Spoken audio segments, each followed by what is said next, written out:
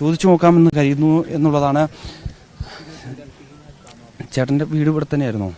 അവിടെ ഇതിന്റെ പുറകിൽ. എന്താണ്? എൻ്റെ പേര് രാജൻ. ഇവിടെയൊക്കെ നേരത്തെ വലിയ വീടൊക്കെ ആയിരുന്നു? ഇവിടെ കംപ്ലീറ്റ് വീടായിരുന്നു. അങ്ങനെ ഇതിങ്ങനെ റോഡാണ്. ഈ റോഡിന്റെ ഇങ്ങേ വശം ഫുള്ള് വീടാ, മുകളിൽ താഴെ വരെ വീടാ. ഈ വീട്ടിലുള്ളവർ കംപ്ലീറ്റ് പോയി. മുകളിലേക്ക് നേരത്തെ നിർദ്ദേശം നൽകിയായിരുന്നു നിങ്ങൾക്ക് ഈ മഴയൊക്കെ കൂടുന്ന സമയത്ത്? ഞങ്ങളോടൊന്നും പറഞ്ഞിട്ടില്ല. മുകളിലൊരു കോളനി ഉണ്ട്. അപ്പൊ കോളനിക്കാരെ തിങ്കളാഴ്ച രാവിലെ വന്നിട്ട് പഞ്ചായത്തിൽ നിന്ന് മെമ്പർ ഇവരൊക്കെ വന്നിട്ട് മാറ്റി. അവര് ഞായറാഴ്ച മാറ്റി ചൂരമല സ്കൂളിലേക്ക്. അതിൽ ഒരാൾ ഇപ്പോൾ കാട്ടിൽ തന്നെ ഉണ്ട്, പുള്ളി വന്നിട്ടില്ല. ബാക്കിയുള്ളൊരു ക്യാമ്പിലുണ്ട് ഇപ്പോൾ. ഹൈസ്കൂളിന്റെ ക്യാമ്പിലുണ്ട്. ബാക്കിയുള്ള ഈ പ്രദേശത്തുള്ള ഈ ആളുകളെല്ലാം തന്നെ ഈ സമയത്ത് ഇവിടെ ഉണ്ടായിരുന്നു? എല്ലാവരും ഇവിടെ ഈ വീടുകളിലൊക്കെ ആൾക്കാർ രാത്രി കിടന്നുറങ്ങിയവരാ. ഇതെല്ലാവരും നമ്മൾ വൈകുന്നേരം കണ്ടിട്ട് മുണ്ടക്കൈ ടൗണിൽ നിന്ന് എല്ലാവരും കൂടി ഒന്നിച്ച് വന്ന് ഇവരൊക്കെ ഇവിടെ നിന്നു. നമ്മളെ വീട് അങ്ങോട്ടാണ്. അപ്പോൾ നമ്മൾ നേരെ അങ്ങോട്ട് പോയി. ആ മരം നിൽക്കുന്നില്ലേ, ആ മരം മുതലുള്ള വീടുകളിലുള്ള ആൾക്കാർ കംപ്ലീറ്റ് പോയവരാ.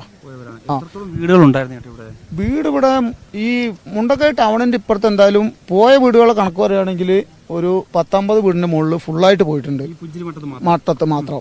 പിന്നെ ബാക്കിയുള്ള വീടുകൾ എന്ന് പറഞ്ഞാൽ ഒരു 10-12 വീട് ഇപ്പോൾ ഓൾറെഡി വലിയ കേടുപാടുകൾ തകർന്ന വീടുകളുമാണ്. അങ്ങനെയാണുള്ളത്. സാധാരണഗതിയിൽ ഇവിടെയൊക്കെ ഈ വെള്ളപ്പൊക്കമൊക്കെ ഉണ്ടാവാറുണ്ടായിരുന്നു? 2020 ഇത് ഈ പൊട്ടിയന്റെ തൊട്ട് താഴ്ന്ന ഒരു ചെറിയൊരു പൊട്ടായിട്ട് വന്നിട്ടുണ്ടായിരുന്നു. വന്നിട്ട് ഇവിടെ ഒരു പാലമൊക്കെ ഉണ്ട്. ഈ മരം വന്ന് പാലത്തിന്റെ ഫില്ലറിൽ ബ്ലോക്കായിട്ട് റോട്ടിൽ കൂടെ കയറി വന്നു വെള്ളം. അങ്ങനെ വന്നിട്ട് ഇതിന്റെ തൊട്ട് താഴെ 2 വീട് ഫുള്ളായിട്ട് പോയി. അവർക്ക് വേറെ വീട് കൊടുത്തു. ഒരാൾക്ക് വീട് കിട്ടി, ഒരാൾക്ക് വീട് കിട്ടിയിട്ടില്ല. പിന്നെ റോഡൊക്കെ അപ്പുറത്തെ എസ്റ്റേറ്റുകാർ റോഡൊക്കെ ശരിയാക്കി, കറണ്ട് കാര്യങ്ങളൊക്കെ റെഡിയാക്കി. പിന്നെയാണ് നമുക്കും കറണ്ടൊക്കെ വന്നത്. അങ്ങനെ പിന്നെ നമ്മളിവിടെ പിന്നെ താമസം തുടങ്ങി. അങ്ങനെ പോലും ഈ പുച്ചിരിമട്ടത്തെ മാത്രമായിരുന്നു ആ സമയത്ത് ആ വെള്ളപ്പൊക്കമൊക്കെ ബാധിക്കുന്നത്? അതായത് ഈ മുണ്ടക്കൈയിലൊക്കെ ഇത്തരത്തിൽ പിന്നെ മുണ്ടക്കൈക്ക് ബാധിച്ചിട്ടില്ല, ചൂരമലയ്ക്കൊന്നും ബാധിച്ചിട്ടില്ല. പുഴയിൽ കൂടെ തന്നെ വന്ന് നേരെ ചൂരമല അമ്പലത്തിന്, അന്ന് അമ്പലത്തിനൊന്നും പ്രശ്നമില്ല, പാലത്തിനും കുഴപ്പമില്ല, നേരെ പുഴയിൽ കൂടെ തന്നെ പോയി. ആരും മരിച്ചിട്ടില്ല. വീടുകൾ 2 വീട് മുണ്ടക്കൈയിൽ മാത്രമേ അന്ന് പോയിട്ടുള്ളൂ. ബാക്കി വേറെ ആൾക്കാർക്കൊന്നും പ്രശ്നങ്ങളൊന്നും വന്നു. ഈ സുരക്ഷിത സ്ഥാനമെന്ന് കരുതി മുണ്ടക്കൈയിലേക്കൊക്കെ മാറി താമസിച്ചവർക്കൊക്കെ ഇത് വലിയ രീതിയിൽ ബാധിച്ചിട്ടുണ്ടല്ലേ? ബാധിച്ചിട്ടുണ്ട്. എത്രത്തോളം ആളുകൾ, അതായത് ഈ പറയുന്ന മുണ്ടക്കൈയിൽ മാത്രം എത്രത്തോളം വീടുകൾ ഉണ്ടായിരുന്നു? അപ്പൊ തന്നെ ഈ ഒരു റിസോർട്ടുകളൊക്കെ ഉണ്ടായിരുന്നല്ലോ ഇവിടെ? റിസോർട്ടുകൾ എന്ന് പറഞ്ഞാൽ ഇപ്പോ ഈ ഉരുൾപൊട്ടലിൽ പോയ റിസോർട്ട് ഒന്നിതാണ്. ഇവിടെ റിസോർട്ട് ഉണ്ടായിരുന്നു. പിന്നെ ആ റിസോർട്ടിൽ പണിക്കാരുണ്ടായിരുന്നു. അന്ന് തിങ്കളാഴ്ച രാവിലെ ഞങ്ങൾ അവരെ കണ്ടതാണ്, സ്ത്രീകളെയും കുട്ടികളൊക്കെ. അവരെ പിന്നെ ഒരു വിവരവും പിന്നെ ഇതുവരെ എവിടെ ഉള്ളതെന്നൊന്നും അറിയില്ല. എന്തായാലും റിസോർട്ടൊക്കെ പോയ സ്ഥിതിക്ക് അവർ ഇതിൽ പെട്ടിട്ടുണ്ടാവുന്നതാണ് നമ്മളൊരു ഇത്. പിന്നെ റിസോർട്ടുകൾക്ക് ബാധിച്ചിട്ടുള്ള പിന്നെ റിസോർട്ടുകളൊന്നും ഇവിടെ ഈ പോയതിലില്ല. കംപ്ലീറ്റ് വീടുകളും എസ്റ്റേറ്റിന്റെ പാടികൾ, ലയങ്ങളുണ്ടായിരുന്നു. അതിഥി തൊഴിലാളികളൊക്കെ കൂടുതലുണ്ടായിരുന്നത് അതിഥി തൊഴിലാളികൾ പെട്ടിട്ടുള്ളത് എവിടെയാന്ന് വെച്ചാൽ നമ്മളെ ഫാക്ടറിന്റെ പുറകിലൊരു ഈ കോട്ടേഴ്സ് ഉണ്ടായിരുന്നു, കമ്പനീന്റെ HML-ന്റെ. അതിൽ കുറെ പണിക്കാർ അവിടെ താമസിച്ചിട്ടുണ്ടായിരുന്നു. ഏകദേശം എത്രത്തോളം പേരുണ്ടെന്ന് അവര് നമുക്ക് എസ്റ്റേറ്റ് ആയിട്ട് ബന്ധമില്ലാത്തതുകൊണ്ട് അവരെ കറക്റ്റ് അറിയില്ല. എന്നാലും ഒരു 10-20 ആളെ കാണേണ്ടതാണ് ഏകദേശം. അവരൊന്നും ഇപ്പോൾ എവിടെയും കണ്ടിട്ടില്ല, എവിടെയും ക്യാമ്പിലൊന്നും ഇല്ലാന്നാണ് എല്ലാവരും അഭിപ്രായം പറയുന്നത്. പക്ഷെ നമുക്ക് ഈ ഹിന്ദിക്കാരായതുകൊണ്ട് നമ്മളങ്ങനെ ഇതില്ല, സംസാരിക്കലോ ഒന്നും ഇല്ലല്ലോ. അവിടെ ആളുണ്ടായിരുന്നു, അത് 100% ഉറപ്പാണ്. ഈ സർക്കാർ ഇപ്പൊ പറയുന്ന കണക്കനുസരിച്ച് ഒരു 152 പേരോളം ഇനി കാണാതായിട്ടുണ്ട് എന്നാണ് പറയുന്നത്. അങ്ങനെയാണോ? അതിലും മേലെ വരേണ്ടതാണ്. അതിനേക്കാളൊക്കെ മുകളിൽ, അതിനേക്കാളും കൂടുതൽ ആളുണ്ടായിരുന്നു. മുണ്ടക്കൈയിൽ മാത്രം നമ്മൾ ഏകദേശം മുണ്ടക്കൈയിൽ നിന്ന് ഇങ്ങോട്ട് കണക്ക് കൂട്ടുമ്പോൾ തന്നെ ഏകദേശം ഒരു 200 ആളെ ചുവടെ കാണേണ്ടതാണ്. മിസ്സിംഗ് ആയവരിപ്പം മരിച്ചതും ഇനി കിട്ടാനുള്ളവരൊക്കെ കൂടി ഒരു 200 ആളെ ചുവടെ ഉണ്ട്. ഇപ്പം ഈ പോലീസ് ഉദ്യോഗസ്ഥരൊക്കെ എന്താണ് ചേട്ടനിടയ്ക്ക് ചോദിച്ചറിയുന്നത്? അതായത് ഇവിടെ എങ്ങനെ ഉണ്ടെന്ന്? ഞാനിപ്പോ ഇങ്ങനെ വെറുതെ വീടൊന്നും നോക്കാന്ന് വിചാരിച്ച് വന്നാണ് രാവിലെ. അപ്പൊ ഇങ്ങനെ ഞാൻ അവിടെ നിന്ന് ഇങ്ങനെ അങ്ങോട്ട് നോക്കുമ്പോൾ സാറ് വിളിച്ചിട്ട് ഇവിടെ ഉള്ള ആളാണോ എന്ന് ചോദിച്ചു. അപ്പൊ ആന്ന് പറഞ്ഞു. വീട് ചോദിച്ചപ്പോൾ വീട് കാണിച്ചു കൊടുത്തു. അപ്പൊ ഇവിടെ ആരൊക്കെയാണ് മരിച്ചിട്ടുള്ളത്, ഏതൊക്കെ വീടാണെന്ന് ചോദിച്ചു. അപ്പൊ അതിങ്ങനെ പറഞ്ഞു അതൊക്കെ ചോദിച്ചു. അതൊക്കെ പറഞ്ഞു കൊടുത്തു. നമുക്ക് അറിയുന്ന പോലെ പറഞ്ഞു കൊടുത്തിട്ടുണ്ട്. പിന്നെ ചിലപ്പോൾ 1-2 ചിലപ്പോൾ അങ്ങോട്ടും ഇങ്ങോട്ടും മാറാനുള്ള ഇതേ ഉള്ളൂ. അല്ലാതെ ഒരുവിധം ഇതൊക്കെ എന്ന് പറഞ്ഞാൽ നമുക്ക് കൂടുതൽ സങ്കടം വരുന്നത് എന്താ വെച്ചാൽ നമ്മളൊക്കെ ഒന്നിച്ച് പണിക്ക് പോകുന്നതാണ് രാവിലെ. പിന്നെ വൈകുന്നേരം വന്നാൽ നമ്മളൊക്കെ വൈകുന്നേരം ഈ ചെറിയൊരു ഗ്രാമമാണ് മുണ്ടക്കൈ. അപ്പോൾ എല്ലാവരും അവിടെ ഇറങ്ങി നിൽക്കുക. എല്ലാവരും വർത്താനൊക്കെ പറഞ്ഞ് പിന്നെ വൈകുന്നേരം ഒരു 7 മണിയൊക്കെ ആകുമ്പോഴാണ് എല്ലാവരും അവരവരുടെ വീട്ടിലേക്ക് വരല്. പിന്നെ എന്തെങ്കിലും അത്യാവശ്യ കാര്യം വരികയാണെങ്കിൽ നമ്മൾ അങ്ങോട്ടും ഇങ്ങോട്ടും ഫോണിൽ വിളിക്കും. ഇത് പൊട്ടിയിട്ട് ഫസ്റ്റത്തെ പൊട്ട് 1:35 ആ സമയത്താണ് ഈ ഫസ്റ്റിൽ നമ്മളൊക്കെ ഉറങ്ങുന്ന സമയത്താണ് ഈ സൗണ്ട് കേട്ടിട്ട് ചാടി എണീച്ചിട്ട് എങ്ങോട്ടാ ഓടേണ്ടത് മനസ്സിലായില്ല. കാരണം ഇത് ഏരിയ വരുന്നത് എന്താണെന്ന് ഉരുള് പൊട്ടിയെന്ന് മനസ്സിലായി, പക്ഷെ ഇത് എങ്ങോട്ടാ വരുന്നതെന്ന് അറിയില്ല. അപ്പോൾ ഫസ്റ്റ് വിചാരിച്ച് നമ്മൾ പണ്ട് പൊട്ടിയിട്ട് ഈ പാലത്തിന്റെ പുഴയെ കൂടി തന്നെ പോയല്ലോ, അതേപോലെ പുഴയെ കൂടി തന്നെ പോയിട്ടുണ്ടാവും എന്ന് വിചാരിച്ചിട്ടാണ് നമ്മൾ വാതിൽ തുറക്കുന്നത്. വാതിൽ തുറക്കുമ്പോൾ ഈ കാണുന്ന ഈ കുളത്തിന്റെ അവിടെ നിന്നൊക്കെ ആൾക്കാർ അങ്ങോട്ട് ഓടി വരിക. അതായത് ഈ വീട്ടിലത്തെ ആൾക്കാരൊക്കെ ഇങ്ങോട്ട് വന്നു വെള്ളത്തിൽ ഒഴുകിയിട്ട്. അതിൽ അപ്പുറത്തെ വീട്ടിലത്തെ ഒരാൾ ഇങ്ങോട്ടും വന്നു, അനിയൻ ചെക്കൻ വെള്ളത്തിൽ പോവുകയും ചെയ്തു. അങ്ങനെ ചേട്ടനെ ഞങ്ങൾ അങ്ങോട്ട് കൊണ്ടുപോയി. പിന്നെ ഇവിടെയുള്ള വീട്ടുകാർ കംപ്ലീറ്റ് അങ്ങോട്ട് കൊണ്ടുവന്ന് അവരൊക്കെ നമ്മളെ വീട്ടിൽ വന്ന് നിന്നിട്ട് പിന്നെ കുറച്ച് നേരം നിന്ന് പിന്നെ കുറേ പേര് ഇതിലേ കയറി മേലെ 10 ഏക്കർ റിസോർട്ടിലേക്ക് പോയി. അപ്പോൾ ഞങ്ങളവിടെ അങ്ങനെ നിന്നു. അപ്പോൾ നമ്മൾ ഒരു വട്ടം പൊട്ടിയല്ലോ, അപ്പോൾ ഇനി പൊട്ടൂല. പിന്നെ തന്നെയല്ല സുഖമില്ലാത്ത 2-3 വയസ്സായവരൊക്കെ ഉണ്ടായിരുന്നു.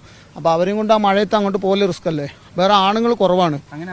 അപ്പോൾ ആ സമയത്ത് ഇല്ല. അപ്പോൾ ഞങ്ങൾ പിന്നെയും ഞങ്ങൾ വീട്ടിൽ തന്നെ നിന്നു. ഞാൻ പറഞ്ഞു ഇത് പോയത് നമ്മൾ അറിയില്ല. അല്ല, ഈ വീടുകൾ പോയ വിവരം നമ്മൾ അറിയില്ല. അപ്പോൾ ഈ വീട്ടിലത്തെ സുബ്രഹ്മണ്യൻ എന്ന് പറഞ്ഞ ഒരാളാ വീടാണിത് നമ്മളിപ്പോൾ നിൽക്കുന്നത്. അപ്പോൾ ഞാൻ പുള്ളിനെ വിളിച്ചപ്പോൾ പുള്ളിൻ്റെ ഫോൺ ബിസിയാണ്. അപ്പോൾ മോനെ വിളിച്ചപ്പോൾ മോൻ്റെ ഫോണിലേക്ക് കോളൊന്നും പോകുന്നില്ല, എന്ന് പറയുന്നുള്ളൂ. അങ്ങനെ പിന്നെ നമ്മൾ അവരെ രക്ഷിക്കുന്ന ആ തിരക്കിൽ നമ്മൾ പിന്നെ അവിടെ അങ്ങനെ നിന്നു. അത് കഴിഞ്ഞ് പിന്നെ ഒരു ഏകദേശം ഒരു അരമണിക്കൂർ സമയമായപ്പോഴത്തേക്കും അടുത്ത പൊട്ട്. അത് ഭയങ്കര ഭീകരമായ പൊട്ടാണ്, രണ്ടാമത് പൊട്ടിയേ. ആ പൊട്ടോട് കൂടി പിന്നെ ഞാൻ പറഞ്ഞു ഇവിടെ ആരും നിൽക്കണ്ട, എല്ലാവരും പോവാന്ന് പറഞ്ഞു. പിന്നെ ഞങ്ങൾ അതിലേക്ക് കയറി നേരെ അവിടെ ഉള്ളവരെ കംപ്ലീറ്റ് നമ്മൾ ഒരു 20-25 ആളോളം അവിടെ നമ്മളെ വീട്ടിലുണ്ടായിരുന്നു. എല്ലാവരും കയറ്റി നേരെ ഇതിൽ കയറി നേരെ റിസോർട്ടിലേക്ക് പോയി.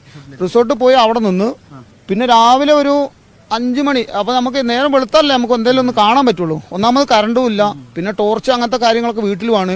അപ്പോൾ മൊബൈലാണ് കയ്യിലുള്ളത്. മൊബൈലിൻ്റെ വെളിച്ചത്തിൽ നമുക്കൊന്നും തിരയാനൊന്നും പറ്റില്ലല്ലോ. പിന്നെ രാവിലെ വന്ന് നമ്മൾ ഇവിടെ ഒരു ഗ്ലാസ് ബ്രിഡ്ജ് ഉണ്ട്, ഈ പാറക്കെട്ടില്ലേ അതിന് തൊട്ട് മുകളിലായിട്ട് ആ 10 റിസോർട്ടുകാരത്. നമ്മൾ അതിൻ്റെ മുകളിൽ കയറിയിട്ട് താഴോട്ട് നോക്കുമ്പോഴാണ് ഇതിൻ്റെ ഭീകരത എന്താണെന്ന് അപ്പോഴാണ് നമുക്ക് മനസ്സിലാകുന്നത്. അത് സമയം ഒരു 5:45-6 മണി വെളുത്ത് വരുന്നുള്ളൂ. ഇത് കണ്ടപാടും ആകെ നമ്മൾ മൊത്തം പ്രദേശത്തുണ്ടായിരുന്ന കൂടുതൽ ആൾക്കാർ ഒരുപക്ഷെ മുണ്ടക്കൈയിലേക്ക് മാറി താമസിച്ചിട്ടുണ്ടായിരിക്കും. ഇല്ലല്ല, ഇവിടെ ഉള്ളവരൊന്നും ഇവിടെ 2-3 വീട്ടിലുള്ളവര് തിങ്കളാഴ്ച പകല് മേപ്പാടിയിലേക്ക് മാറി. അതായത് അവരെ കുടുംബക്കാരുണ്ട് മുകളിൽ, അപ്പോൾ അങ്ങോട്ട് പോയി. അവരിപ്പോൾ നമ്മളെ ക്യാമ്പിലുണ്ട്. ഈ വീട്ടിലുള്ള ആൾക്കാരൊക്കെ പോയവരാണ്. ഇവിടുന്ന് താഴോട്ടുള്ള വീടുകളിൽ ഇവിടെ ഒരു 5-6 വീടുണ്ട്. അതിലൊരു 4 വീട്ടിലും ഫുള്ളായിട്ട് ആളുണ്ടായിരുന്നു. അവരൊക്കെ മിസ്സിംഗ് ആണ്. പിന്നെ ഈ കല്ല് കിടക്കുന്നില്ലേ, ഇവിടെ ഒരു 4 വീടുണ്ടായിരുന്നു. ആ നാട്ടിലുള്ളവരെ ആ 4 വീട്ടിലുള്ളവരെ 3 വീട്ടിലത്തെ ആൾക്കാരെ 2-3 ആയിട്ട് ബോഡി കിട്ടിയിട്ടുണ്ടെന്ന് പറഞ്ഞു. ബാക്കി ഒരു 3-4 പേരെ കിട്ടാനുണ്ട്. പിന്നെ അതിൻ്റെ തൊട്ട് താഴെ ഒരു ബംഗ്ലാവുണ്ട്, പ്രാർത്ഥേട്ടൻ എന്ന് പറയും. അവരെ 2 ആളെയും കിട്ടി. അത് നിലമ്പൂരിൽ നിന്നാണ് കിട്ടി, ചാലിയാറിന്ന്. പിന്നെ ഈ റിസോർട്ടിലുള്ളവരെ മിസ്സിംഗ് ആണ്. പക്ഷെ അവരെ കിട്ടിയോ? അവിടെ ഈ റിസോർട്ടിൽ മറ്റേ വിനോദസഞ്ചാരികളൊക്കെ ഉണ്ടായിരുന്നു. അങ്ങനെ വിനോദസഞ്ചാരികളെ കണ്ടിട്ടില്ല. അതായത് തിങ്കളാഴ്ച രാവിലെ നമ്മൾ ഈ പുഴേന്റെ വക്കിലാണ് റിസോർട്ടുള്ളത്. നമ്മളവിടെ പോയി നിന്നു. അപ്പോൾ നോക്കുമ്പോൾ ഞങ്ങൾ ഇന്നൊരു ഫോട്ടോ ഒക്കെ എടുത്തിട്ടുണ്ടായിരുന്നു. വെള്ളം എത്ര വരുന്നുണ്ട്. അന്ന് വെള്ളം മാത്രമേ ഉള്ളൂ, വേറെ പൊട്ടിയതിൻ്റെ ഒരു സൂചന ഒന്നുമില്ല. അപ്പോൾ അവിടെ നോക്കുമ്പോൾ വണ്ടികളും അങ്ങനത്തെ കാര്യങ്ങളൊന്നുമില്ല. പിന്നെ പകലെങ്ങാനും വന്നിട്ട് ആരെങ്കിലും ഉണ്ടെങ്കിൽ ചിലപ്പോൾ ഉണ്ടാവും. അതായത് വേറെ പിന്നെ പ്രത്യേകിച്ച് ആരെങ്കിലും അവിടെ കണ്ടിട്ടില്ല. പുതിയതായിട്ടുള്ളവരെ പണിക്കാരവിടെ ഉണ്ട് എന്തായാലും. തീർച്ചയായും അഭിലാഷ്, അങ്ങനെ തന്നെയാണ് കാര്യങ്ങൾ. നമ്മളിപ്പോൾ അദ്ദേഹം പറഞ്ഞതുപോലെ തന്നെ നിരവധി വീടുകൾ ഉണ്ടായിരുന്നു. പലരെയും പിന്നീട് കാണാൻ പറ്റിയില്ല. ആ സമയത്ത് ആദ്യ പൊട്ടലുണ്ടാകുന്ന സമയത്ത് തന്നെ ഇവർ ഇവിടുന്ന് മാറിയതുകൊണ്ടാണ് ഭാഗ്യവശാൽ ഇവർക്ക് രക്ഷ നേടാൻ സാധിക്കുകയും ചെയ്തു. മുകളിലുള്ള ആ റിസോർട്ടിലേക്ക് മാറുകയും ചെയ്തു. ഇവിടെ നിരവധി വീടുകളുണ്ടായിരുന്നു, അവയെല്ലാം ഒഴുകിപ്പോയി എന്നുകൂടിയാണ് പറയുന്നത്. എന്തായാലും തിരച്ചിൽ ഇപ്പോഴും വ്യാപകമായി തന്നെ തുടരുകയാണ്. അഭിലാഷ്. മിഥുൻ ആണ് പ്രദേശവാസിയുടെ പ്രതികരണം ഉൾപ്പെടെ നൽകിയത്. അദ്ദേഹം പറയുന്നതനുസരിച്ച് നമുക്ക് വിശ്വസിക്കാൻ പോലും പറ്റാത്തൊരു സാഹചര്യം. അതായത് ഒരു റോഡ് അവിടെ ഉണ്ടായിരുന്നു, ആ റോഡിന് മറുഭാഗത്ത് വീടുകൾ ആയിരുന്നു. എല്ലാ ദിവസവും ഒരു ചെറിയ ഗ്രാമം എന്ന നിലയിൽ ഞങ്ങൾ ഒത്തുകൂടാറുണ്ട്. വൈകിട്ട് 7 മണിയോടെയൊക്കെയാണ് വീടുകളിലേക്ക് പോകാറുള്ളത്. അങ്ങനെ ഒരു ചെറിയ ഗ്രാമം, ആ ഗ്രാമത്തിന്റെ ഭംഗി, കൂട്ടായ്മ, അതെല്ലാം ഒരു രാത്രി കൊണ്ട് ഇല്ലാതായിരിക്കുന്നു എന്ന് വേണം നമുക്ക് മനസ്സിലാക്കാൻ.